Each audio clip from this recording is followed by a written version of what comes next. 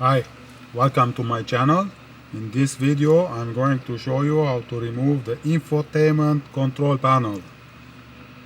This is the infotainment control panel.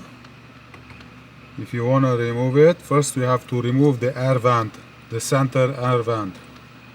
To remove the center air vent, you need this plastic tool.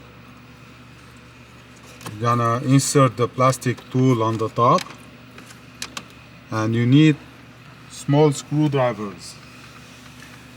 The small screwdrivers, if you look at it closely, there is a small hole inside over here that you can insert your screwdriver and you push it up.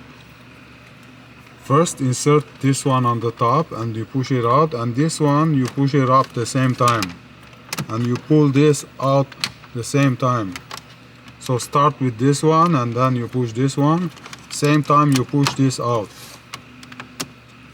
And lastly, the third one too, you insert inside and you push it out.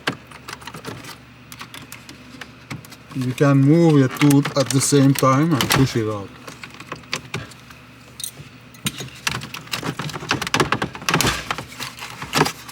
So that's how it came out. So right now there is two screws, one over here and one over there. It's 25 Torx a screw. So I'm gonna remove number one and remove number two screw.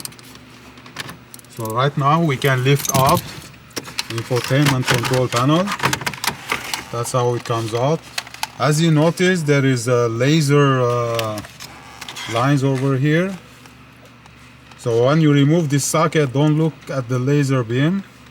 In the manual it says it's a laser class 1.